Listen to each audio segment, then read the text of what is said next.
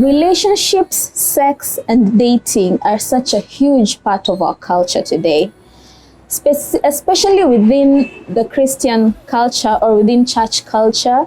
We talk a lot about healthy dating, how to build healthy families, how to grow into relationships. And a lot of the times when we talk about relationships, we talk about male-female relationships, or commonly referred to as boy-girl relationships. However, there's one type of relationship that is increasingly becoming necessary for us to address, and that is same-sex relationships. I think in most cases, a lot of us are never really sure what the correct thing is to say about same-sex relationships, or even to people involved in same-sex relationships. A lot of the times it feels like such a foreign thing. But over the last couple of months, I've been feeling this strong impression to talk about same-sex relationships. A friend and I came together to share our experiences with this topic. So this is not really with the aim of judging or condemning, but really to just expose you to what our process was like, how we processed ourselves through this very counterculture experience, and how, with the help of God, we were able to come out more assured of who we were, of our identity in Christ.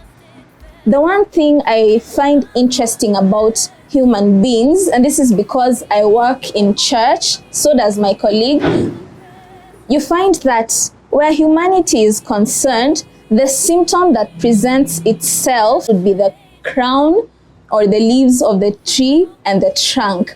But then human issues run so deep, the parts that you do not see are the roots, which are just as deep as the tree is. So the bigger the tree, the deeper its roots. So at times it's really difficult to find the correct thing to say about a lot of the things that concern human beings. And the Bible gives us a baseline, or our true north with which to find our bearing around life. So us processing our thoughts with you, or sharing our thoughts with you, which we have shared before in other forums, that's probably why it's easier for us to share it like this. We share because we want to help you or someone else, whoever this message will reach, process their own experience with the help of God and come out victorious. So here is our story. When I was in high school, I had friends who were like 2 years older than me, and they were not like, they were just notorious, rather. They were known for the wrong things. So there were these stories of them being like having relationships with each other. So then I was curious. I think it was because of curiosity. And then there is this girl who came to our school. She was new. She was from, I think, neighboring school, yeah. And yeah, so we became really, really good friends. And then now we kind of started flirting. So that's how it started. So it wasn't because I think I was just curious. Because I saw the people that I kind of looked up to do the same thing. So I was like, okay, well, curiosity, yes. At the time, I really didn't care. I was just excited, I think. And I think I am a person who gets off on... Then I was a person who gets off on doing the wrong thing, rather, if it was a wrong thing or something that people perceived to be wrong. Yes, so it was interesting. So me, I was just excited. It was something new. Now, until I started getting emotionally attached. Because when I was beginning, I wasn't emotionally attached. I was just doing it because people have done it. And I was that kind of a person who was like, I am going to learn from my own experiences, not other people's experiences. So yeah, so that's how, I ended up being in a relationship with multiple of girls. I remember the first time when I started having not really feelings, but an attraction towards a certain lady I was working with.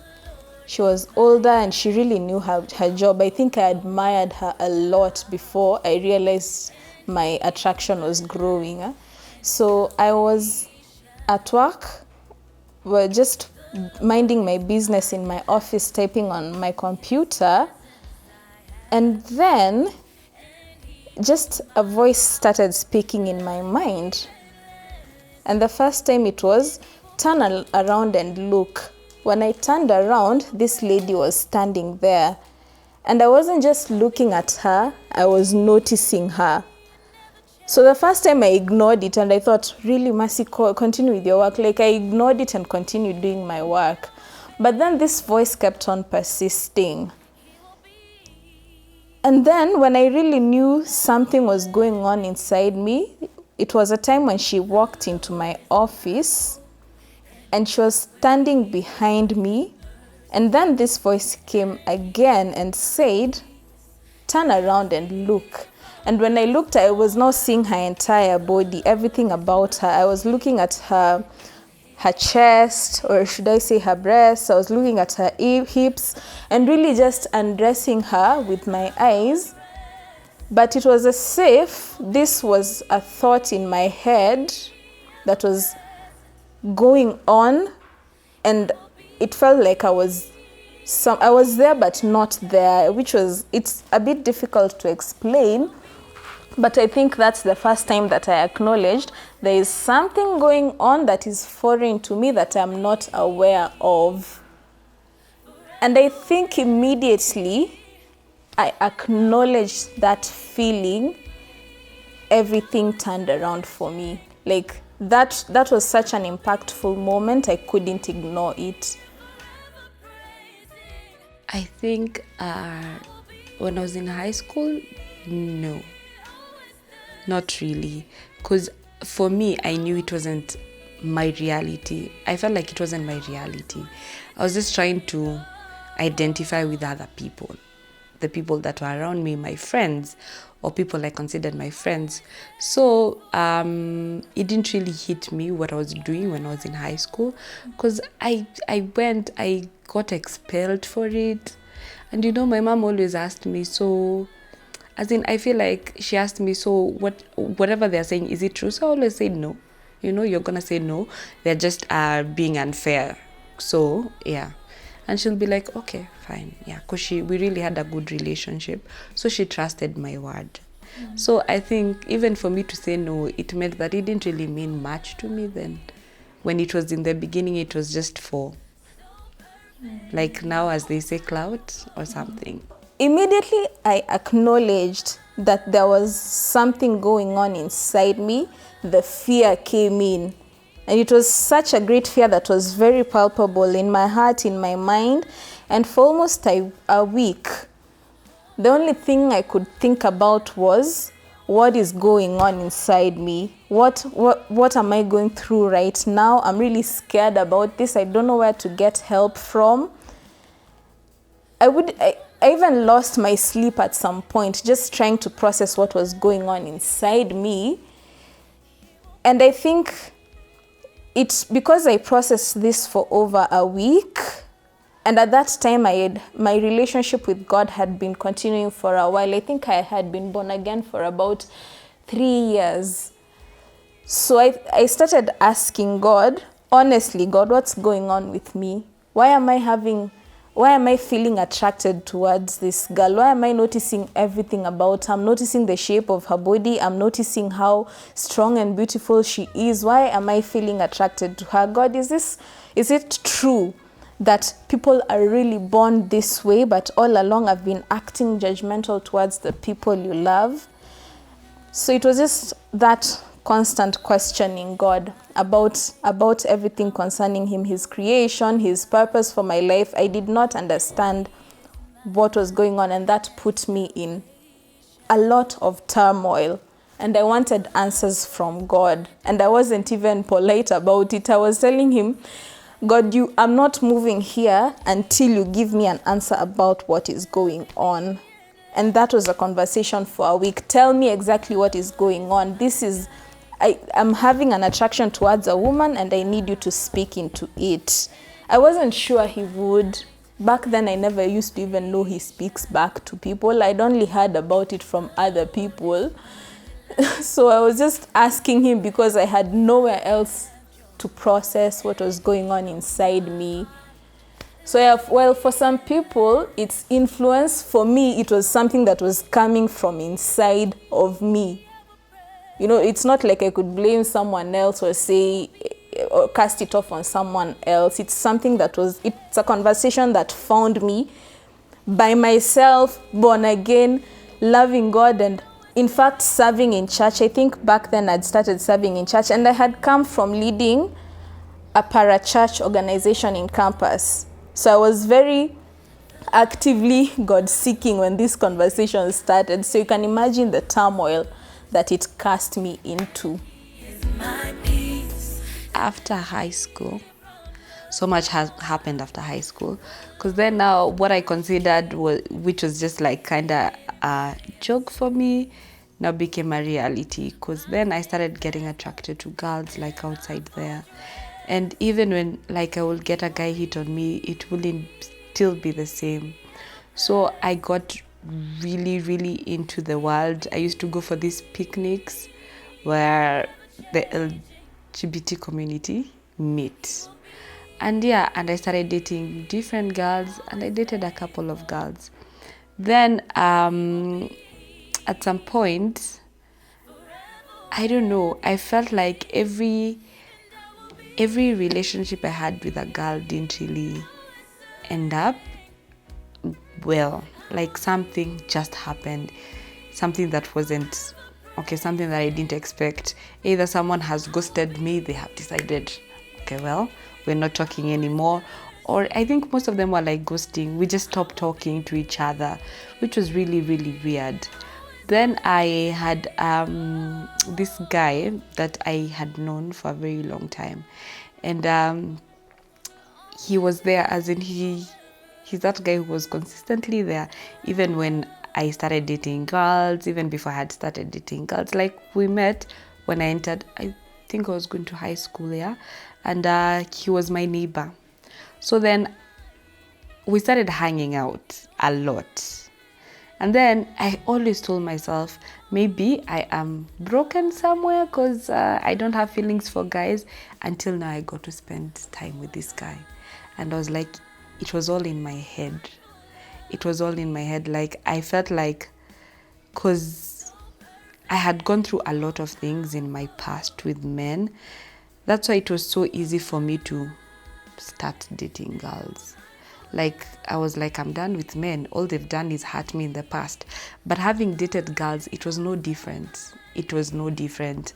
Because you're expecting it to be a safe space for you, but it's not. Like you expect that you're not gonna get hurt. I got hurt the same way a man can hurt me.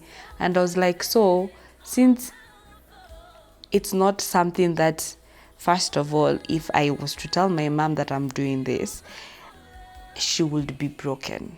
And it is not how I was brought up. I was brought up knowing that a man and a woman are supposed to be, not a woman and a woman. So I think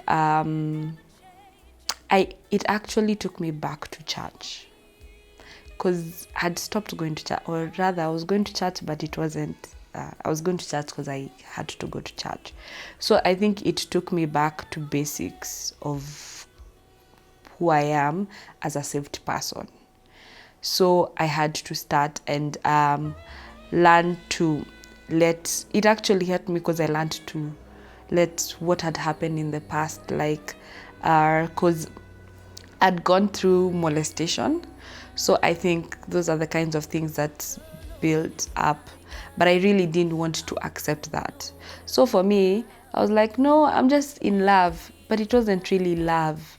I was just looking for someone to be with me. Like I didn't want to be alone. And I thought that if I am with a girl, they won't hurt me like the way men had hurt me in the past.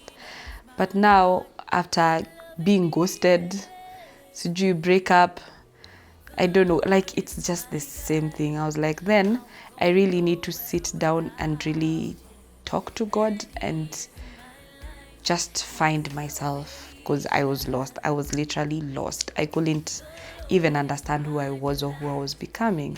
Yeah, so I think having this guy around, not because we talked about it, it's just because having him around and me being attracted to him made the whole difference. Now it changed, because I had believed that I wouldn't be attracted to a man, and now I was attracted to a man. So yeah, I think that's where my narrative changed. My question to God was, because I am attracted to girls, am I not worthy to be your daughter? Because I'm attracted to girls, am I broken? I feel like, because most of the times we're told that God looks at our hearts. Yeah? So I knew I loved God. I knew I loved God with all my heart. I was just attracted to girls. So I kept on asking, you keep on saying that you look at people's hearts. You know my heart seeks for you, but my feelings are quite a different thing. So we had these conversations with God. I kept on asking, so am I broken? Is there something wrong with me? Because I am a Christian, and in Christianity, as in it's deemed to be wrong, but it doesn't take away from the fact that I actually loved God and I had a relationship with him. So yeah, we had those back and forth. Because even after after being attracted to a guy, it doesn't just disappear. You just don't stop being attracted to girls. This is something, it's not that easy. Even right now, I will look at a girl and I'm like, she's beautiful, she looks really, really nice. And there'll be a bit of attraction there, but then because of where I am right now, I'll not really get into it. I'll just be like, okay. And what did God say to you that maybe causes you to hold on to what you believe about him and your current sexual orientation? I think it's because he was still faithful. He still remained. And he told me that he showed me that I'm not broken. He showed me that I can be loved. Not that I am unlovable, because now I am not what is perceived to be right. Like, you know, the way, because you are attracted, as in, for someone to judge you, someone who's doing, like committing adultery, like someone who's cheating or something of the sort. And someone will say that one is better than you. Like you who's committing adultery is way better than the person who is attracted to a girl. No. If it's sin, it's sin. If it's not right, it's not right. So coming to understand that we are all broken one way or another, and learning that God wants that broken person. God is after that broken person. Because I really needed healing. Literally all that process just showed me I needed healing. I needed to let things that had happened to me go. So I walked with God, and he loved me despite of who I thought I was. He accepted me. And funny enough, my mom was close to me more. Not that I had told her what was going on, but I had been expelled for the same thing. Definitely in her mind, she was like, there has to be something to this. But she didn't judge me. She just held me closer. So for me, I took that as God trying to tell me, I still love you. And it's okay. It's fine. It's fine. People say it's a phase. People say it's a season. But I think it's your heart. Your heart is all that God is searching for. So I have friends who serve in church, who have been in church, who are lesbians, who are gay. Like, they are not afraid to say it, but they still have that zeal to serve God. And I know they live with the question of, am I doing the right thing? But I have had a conversation and this person tells me this is the only kind of love I have known.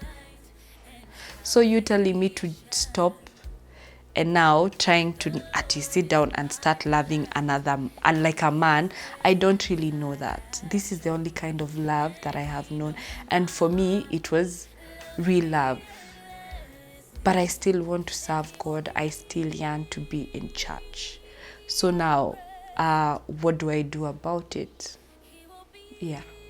I actually had those questions. Even right now, I still have that question because I have been there.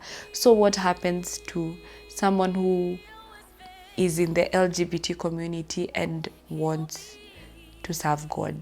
How does that work? And they love God, but this is the only identity they know. And what would you say to such a person? I feel I would say as in your identity is in Christ. You find your identity in Christ. Go serve him. The relationship you have with God, no one else knows. No one knows your heart. Go. If God has he has a plan. So if you trust him, if you trust his way, then anyway, nothing, you're not unstoppable. You can do everything. If there are those people who are struggling with living that life, there are those who have decided, okay, I don't want to do this, but you're struggling. I feel like God is capable of changing anything, even the things that people deem impossible. Strangely, back then it was strangely because I had never heard from God. We had never had an open conversation. It was always me guessing my way through this Christian business or this salvation business. So during one of the days, in one of those days when I was asking God all these questions, and my mind was really a ball of negative energy at that point, a ball of confusion. There was so much confusion and fear inside my head at that point. So one day when I was sitting on my computer typing angrily, I asked God what is going on, and I remember just a thought cutting through all the thoughts that I had been having, like almost like with a sharp razor. Just one thought that I believe today it was God speaking. He asked me, what voice is speaking in your head? And that question disarmed every other thought that I had been having in my mind about myself, about my sexuality, this attraction to this woman that I was working with. That question cut through, and it's almost settled everything, because the next question I asked was, so there are voices speaking in my head? And after that, so I started wondering, okay, how many voices are in my head to start with? Am I possessed? What is going on inside of me? I didn't understand what that silent question meant. And I have to repeat that it was a very silent and gentle question that was also not forceful, but very present, so for lack of a better way to put it. But it helped settle my mind for me to start understanding that there's a lot more going on within my mind than I acknowledge or that I know. So yeah, that question from God turned things around for me. So the next thing that happened, I shelved that entire story because I thought, okay, fine, I know what's going on. There are voices speaking in my head. I can move on and figure out I can move on with life. So, but then years later, this voice speaking in my head started to make sense. I started to understand what it meant to have voices speaking in your head or different thoughts running through your mind. And this is how it happened. Back then, after coming from church, now I used to serve in worship team.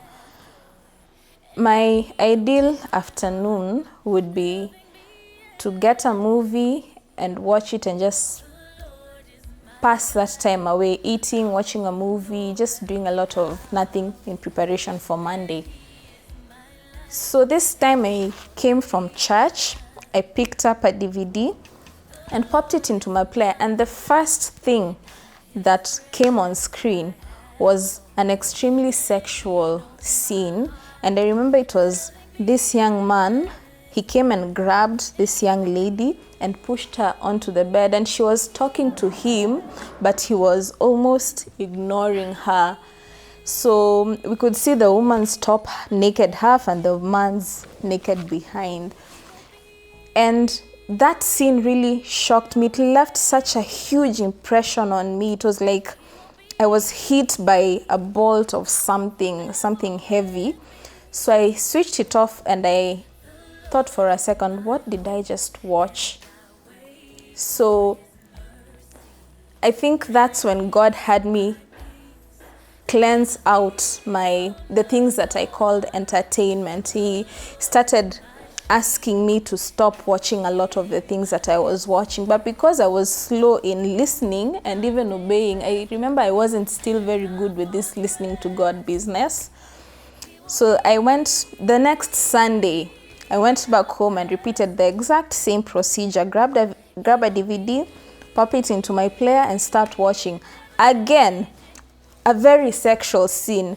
This time I was looking at the naked bottom of a man, and he was having a sexual affair in the office with, I think that was his secretary.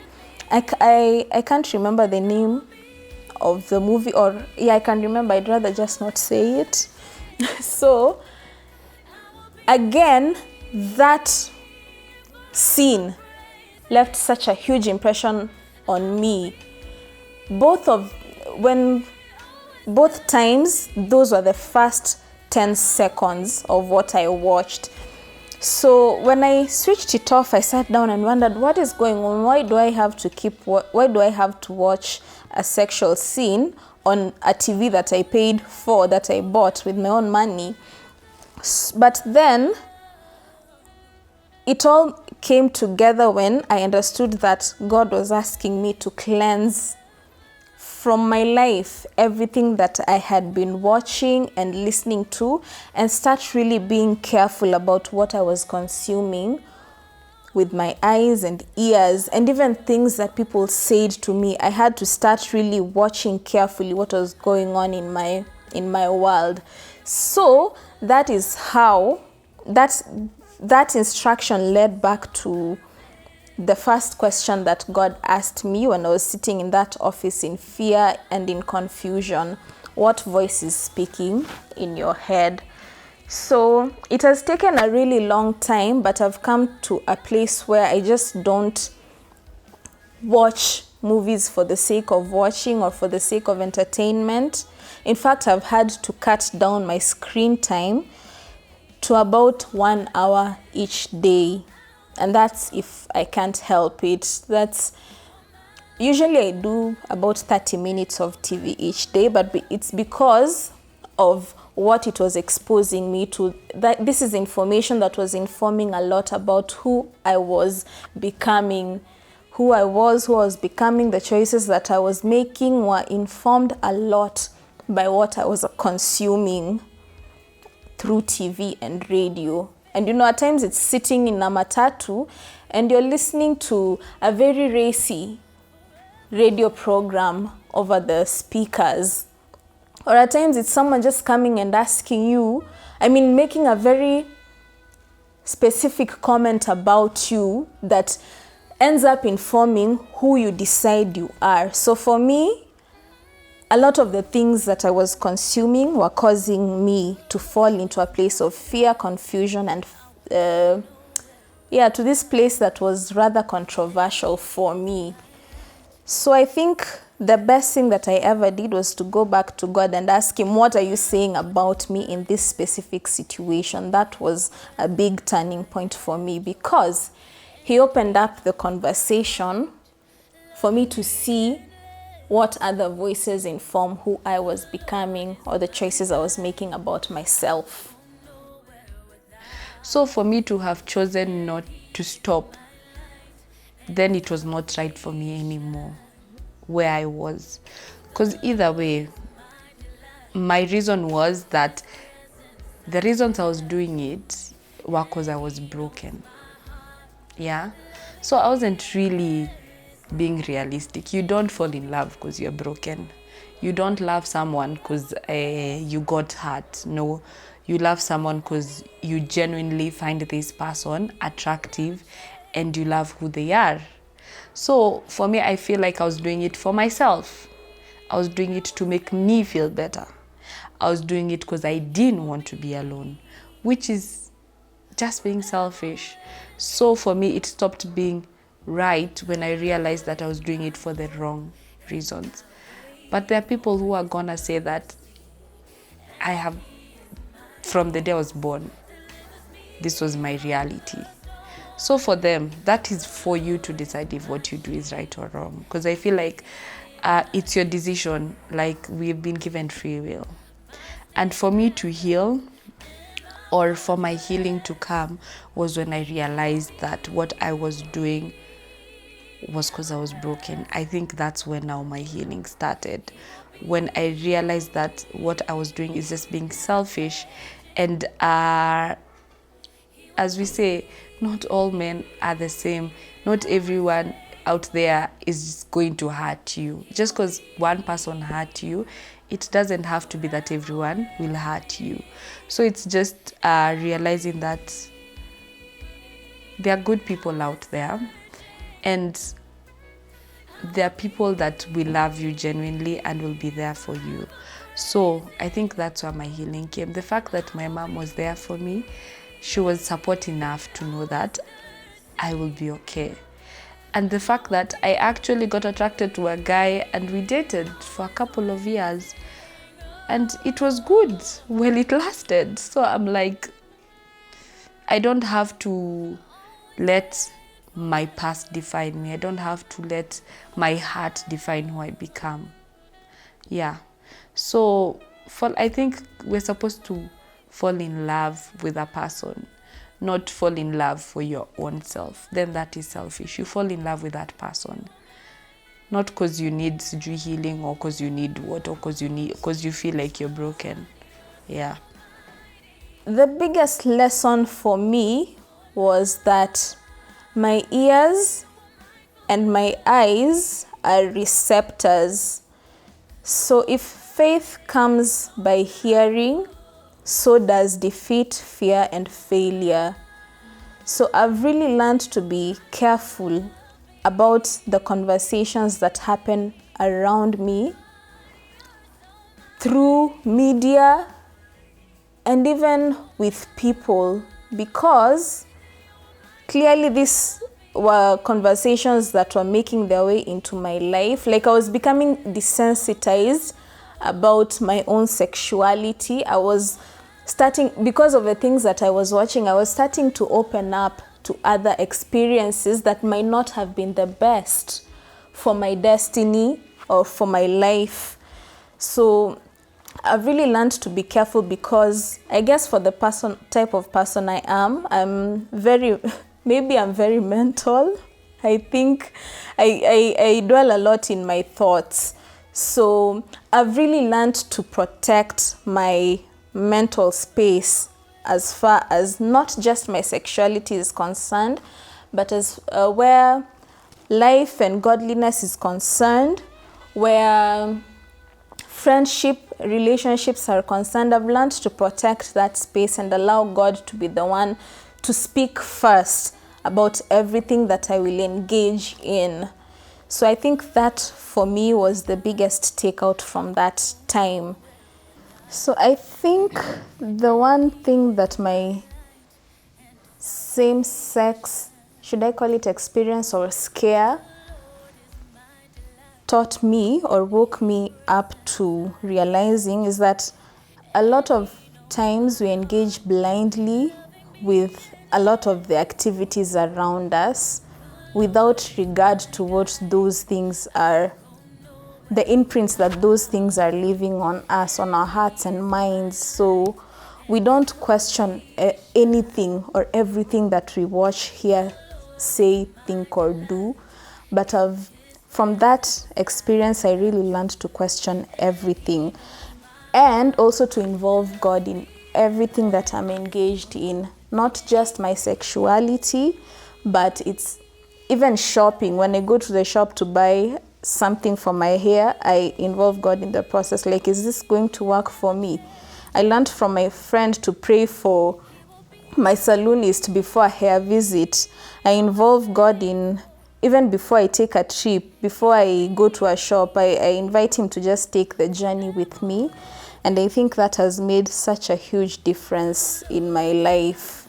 And that's in a very good way. I think if there's anything that I'm really grateful for, it is the relationship that I'm developing with God, which has given me a lot of clarity and wisdom as I approach life. And I'm aware that we are faced with a lot of options. We have a lot of choices that have been given to us even by God. And the other thing that I'm really surprised, is it surprise, or I'm really aware of, is how much of a victim I had already become in my mind, even before, I mean, when I started confronting the fact that I was having an attraction towards another woman. I think it's the fear that I carried in my heart is really something to speak about. I don't understand how I became a victim in my own world. I imagined myself being rejected. I imagined myself being punished. I wasn't sure who would love me the same. And it really isolated me from the reality, or from the truth that I am loved, not because of the things I do, but because of who I am. Like, I am God's pearl of high price. I'm precious in God's eyes, but confronting this same-sex reality caused me to feel like that was at stake. And I think a lot of it is because from a lot of what we see on media, there's a lot of those reactions are very common where same-sex attraction happens. There's a lot of stigmatization, a lot of victimization. So immediately I started confronting that fear. That was the one reality I was really afraid of, the rejection. Yeah, I thought I'd really just get cast away from my community. And even, I don't know, it was just a strange fear. But later I realized that I have a choice. As far as my life is concerned, my destiny is concerned, I have a choice.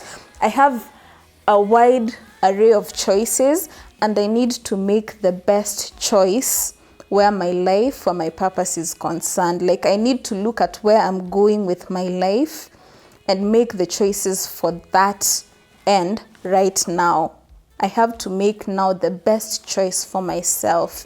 If it means taking longer processing through a certain fact, then I'll involve God in the process, and I will try to make the best choice for my life. And I think, yeah, that's really what if I could tell anyone anything, that's the one thing I'd tell them.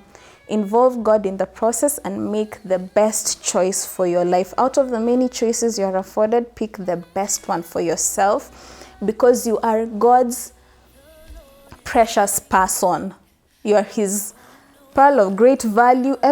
You are very precious in God's sight, and you do not ever need to doubt that fact about yourself. Yeah, you are loved and cared for and gifted. And what else? You are amazing. Yeah. Are you dating right now? Do you look forward to marriage? Yes, I'm so excited. My God. Why?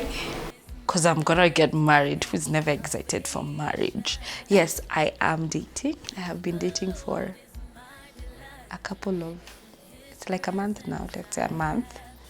Yes, couple of days. They're not days, it's like a month. And I am so looking forward to marriage, especially because now I have been around people, having worked in church, I've been around people who are married, and it works.